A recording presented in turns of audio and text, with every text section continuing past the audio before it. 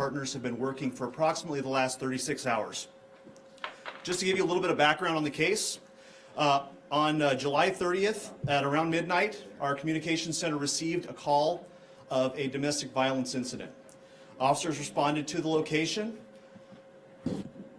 discovered that a DV incident had actually occurred, and learned that the victim's live-in boyfriend had fled with her 2 small children after assaulting the victim. During this investigation, we've had contact with suspects' family members, and we have credible information they may have fled the state with the children. We now have a felony warrant for the arrest of the suspect for the charges of kidnapping, parental abduction, and domestic violence. We believe that he is also in the company of his father, Frank Marks, aka Dino, who's a person of interest in this investigation. We've made several requests to the various family members that we've spoken to, pleading for the return of these kids, that he could drop them off at any police station, fire station, hospital, anywhere where the kids could be properly cared for and we could be contacted to bring them back to safety. So far, they refused to do so. I want to emphasize that. The most important thing about this is the safe return of those children. In a moment, you're going to have an opportunity to ask questions of the case agent, which is Detective Christian Vaughn, as well as FBI's Supervisory Special Agent Scott Holliday. I want to emphasize that this has been a task force approach that we've taken to this investigation, working over the past, like I said, about 36 hours to try and get these kids back. And we're extremely grateful to our law enforcement partners that have assisted us in this. That would include the Federal Bureau of Investigation, the Department of Social Services, the National Center for Missing and Exploited Children, as well as the District Attorney's Family Justice Center. So with that, I would turn this over to Detective Vaughn, who will be happy to answer any of your questions. Good evening. Since the onset of this investigation, as my lieutenant said, we've been working diligently with the family members and people that are close to the suspect and know the suspect. We've had numerous phone calls with people on their behalf that claimed to know of the children's whereabouts and tried to accommodate a peaceful resolution, but that has been unsuccessful. We continue to maintain open communication with people that are familiar with the family members and Josh, the suspect. And we are utilizing all of our resources, the FBI, the National Center for Missing and Exploited Children, and all tips and following all leads to try and come to a peaceful resolution for the children. I personally have exhausted all of my investigative skill and resources to try and plead with the family to accommodate bringing the children back safely. We've told them unequivocally that they can come to any hospital, fire station, police station, and they would have safe harbor for the safe return of the children. That's what we want. We're pleading with them for a peaceful resolution to this. We don't want any harm to befall these children, but the longer this goes on, the more unknown factors we have with this situation, the more intense it's going to become, and the greater hazard it will be to the children and everybody involved. With that, I'll bring in Supervisor for the FBI, and if you have any questions, we'll be happy to answer them. Thank you. Good evening. My name is Scott Holliday, Special Agent with the FBI. I supervise the Violent Crime Task Force here in Riverside. The FBI is providing assistance to the Riverside Police Department in this abduction investigation and will continue to do so until both victims are safely recovered. The FBI offers assistance in all kidnapping matters, both to provide our local law enforcement partners with resources that they may need and to coordinate with FBI field offices or legal attachés internationally should that need become necessary. Resources that we provide can include anything from technical or forensic assistance where needed to providing investigative manpower in order to assist in conducting interviews or to cover leads that may arise outside of the local jurisdiction. Clearly, we will provide all lawful resources at our disposal until these victims are found.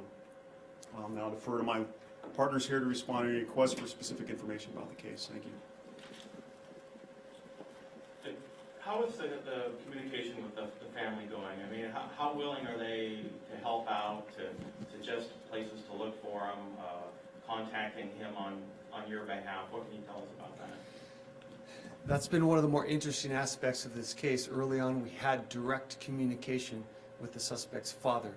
He identified himself as a spokesperson on behalf of the family, both on the family members in Michigan and here in California. He acted as if he had a direct link and direct communication to the whereabouts of the children and to the suspect. But after going through, as everybody said, well over 24 hours of trying to communicate effectively with him and trying to bring this to a peaceful resolution, there's no other way to explain it than they were just delaying and obstructing this investigation and seemingly trying to create a situation where we thought that the children were going to be delivered to us, only to find out that they may have been taken away. We just don't know where they're at right now, and that's why we're pleading for anybody's help and assistance, because what we want more than anything is for those children to be safely returned. Did that man suggest that he would be able to deliver the kids to you guys, or what do you say? Yes, he did. He actually put us at one point in direct communication with the suspect, and again, they led us to believe that they wanted the same thing, but they also had their own conditions, which I can't go too much into detail about. There were specific things that they requested and things that they were trying to dictate, but of course, we do what we do on the law enforcement side, and we have to abide by our guidelines and the laws and regulations, and we can't just do whatever they want. We explained to them that the children would have safe harbor, and whoever brought them in would not be arrested, because that's ultimately our goal, and we could worry about the criminal stuff on the back end, so to speak. But no matter what we've tried, we haven't had any credible information about the exact whereabouts of the children. Did you speak personally with the father, or the suspect? Briefly, yes. How did he seem? That's hard to say. You have to understand, there's some cultural issues at play here. There was communication with several people that were, I'll use the term room loosely. I don't know if they were exactly in a room, but we were on, if you want to consider it, a conference call. There were several people that were involved that were described to me as a type of council of elders that had to be consulted, and they were imploring us to listen to them and do things the way they wanted to. And so there were communications between them as I was trying to talk to them and try and figure out and communicate our wishes. So there was some back and forth dialogue, and at the end of the day, nothing got resolved. People claiming to be Josh's family members online have told us that he was concerned about his girlfriend's behavior because she had been hurting herself recently, that she had filed some false charges against him, and that he took the children because he was concerned about her behavior. Is there any indication of that so far in the investigation? That's maybe why he left with the kids? Right now, we have one side of the story. We have a credible victim. We have children that are missing. That's not in dispute. I can say that there, based on the victim's account, there appears to be a long-term domestic violence within that relationship. Not all of it was reported. Some of it was known. Some of it was not known. We came into this incident with the situation that occurred that resulted in the taking of the children. Everything that happened before that, and everything that we would talk about that might further the investigation into the relationship and those types of things will come about with the ongoing investigation. And right now, all we're focused on is the peaceful resolution and return of the children. I know yesterday police said that because they weren't absolutely certain that these children were in physical danger, that there really couldn't be an Amber Alert issued yet, but now that it's going on 2 days now and there is that history of domestic violence between at least the boyfriend and the girlfriend, is there any more reason to believe now that these kids could be in danger the longer they're out there with these people? Regarding the Amber Alert, I defer to my lieutenant that there's protocols in place about the conditions in which an Amber Alert can be established, and I wasn't involved in that. But I can tell you that with regard to the safety of the children and how seriously we take this, obviously we have the FBI, my department, and the National Center for Missing Children involved. We take this very seriously, and for everybody that knows this family and may know where the family is, the longer this goes on, the more dangerous in our eyes the situation becomes. It's the unknown that we can't account for. We don't know where these children are. We don't know if they've already been harmed. We don't know what they're planning. So the less information we have leads us to believe that there's more danger to those children. The only way this is going to end peacefully and calmly is if they take advantage of our safe harbor and bring those children to a place where we can recover them. The suspect doesn't have a documented criminal record in Riverside County that I can find. Does he have any DV convictions or any other violent convictions elsewhere?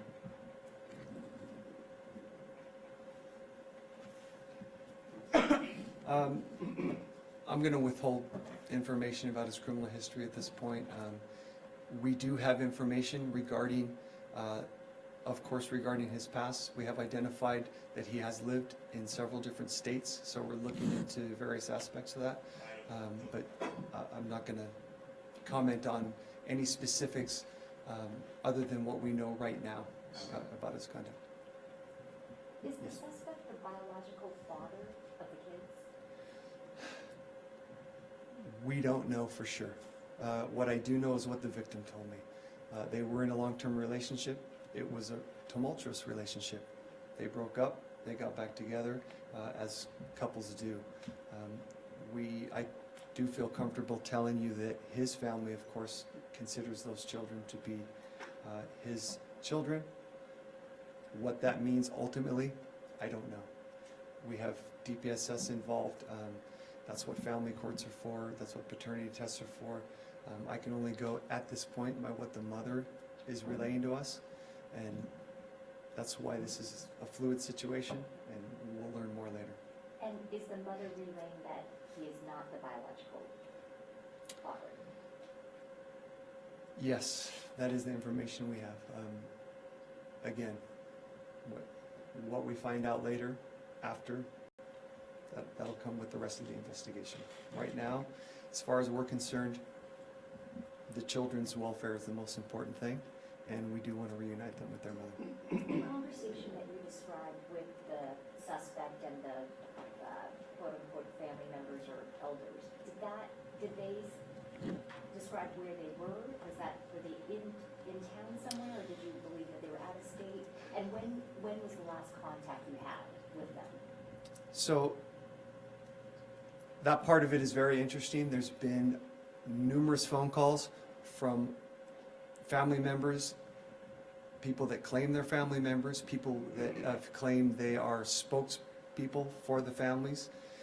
To be honest, I don't know how many of them are actual blood relatives or not.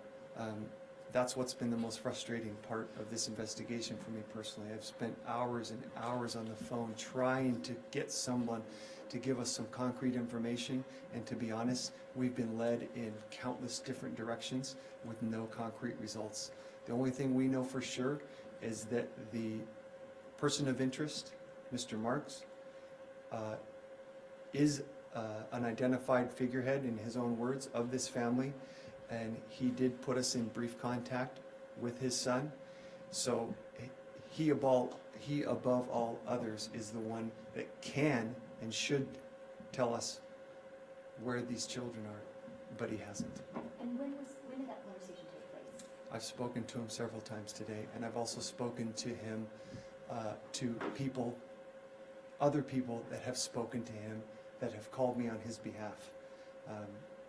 It's all been negative results so far. Why does the family seem to be supporting the suspect in this way? You're speaking about the suspect's family? Yes. I believe that to be a cultural issue. Some of them are out of state. Some of them may not know the exact circumstances. Most domestic violence, in all cases, happens behind closed doors. most people may or may not know what's going on. Maybe they did, maybe they didn't. It may just be the fact that they're ignorant of the true problems and the dynamics in that relationship, and they're just supporting their loved one. It could be the fact, according to family members, that they believe because of their culture that those children, regardless of who the father is, belong with their side of the family. That was expressed to us in no uncertain terms. That they've used the term gypsy several times. What that means exactly, I'm not sure, but they seem to believe that the children are within a certain family unit culturally, and they belong with his side of the family. If Josh is now with his father, is there a reason to believe he's not in that Cadillac anymore and they're possibly traveling in a different car at this point? I believe that to be true, yes. That car was easily identifiable. I think most people would notice it. And I do believe early on we did get some tips about the fact that they might have been driving in parts of Southern California. We haven't had any tips about that car. And if anybody saw the pictures, it's something you can't miss. So we have no reason to believe that they're in that particular vehicle now. Do you know what other kind of car they could be in at this point? We've had so many names, so many vehicles, so many nicknames, different places, houses attached to names that turn out to be dead ends. This investigation is fluid, and it's been very comprehensive and difficult, and we've all been working hard. We've been exhausting all resources trying to find tangible leads that we can follow, but so far the only one that seems to know anything or claims to know anything is the suspect's father. Would you describe this as a fairly unusual case? Yes. Considering the cultural differences? Yes, I would. I personally have been investigating domestic violence for 13 years. It's become my specialty, and this is fairly unique.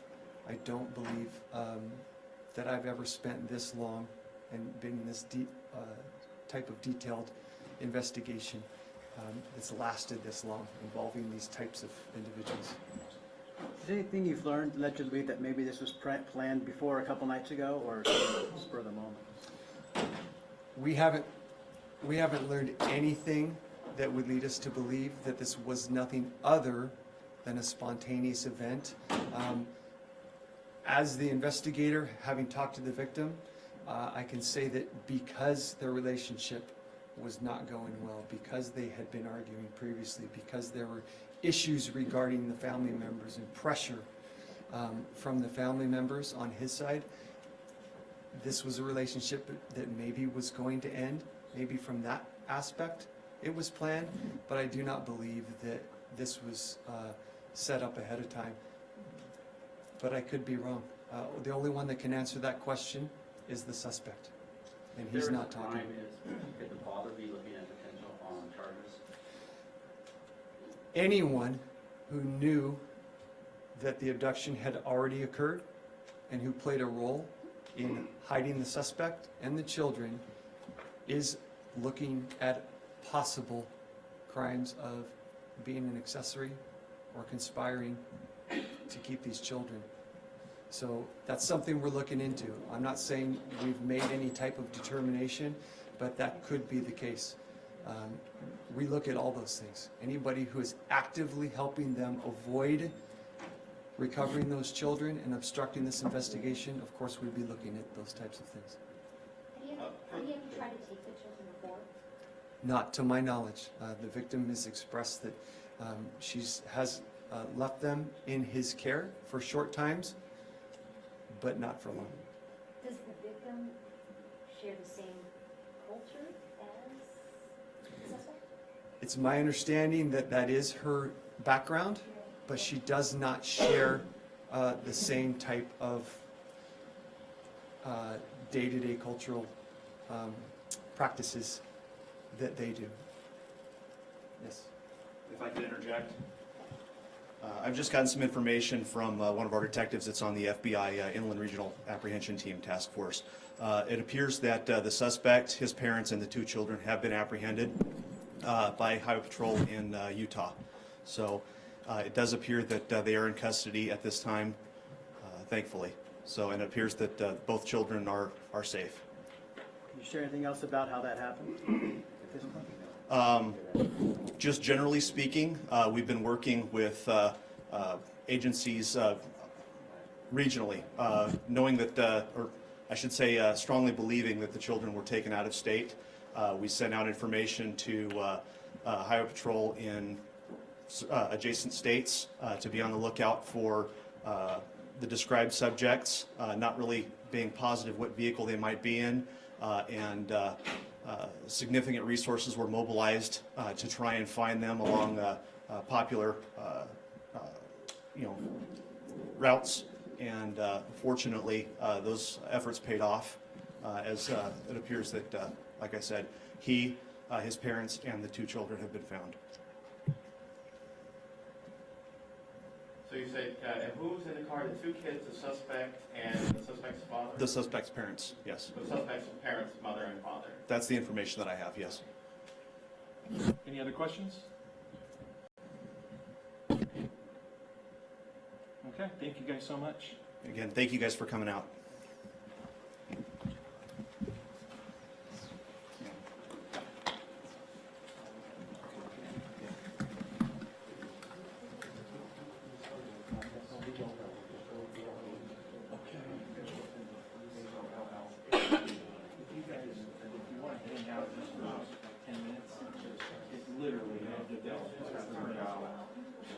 But it just sounds like the girls are okay, but.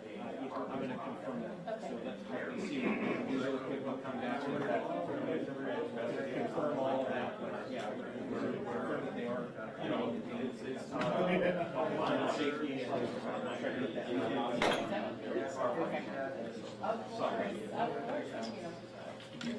Obviously, when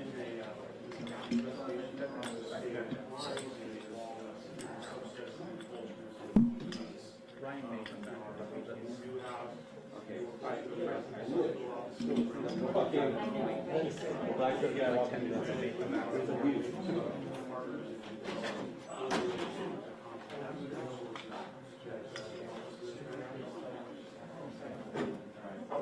So, you have something like this.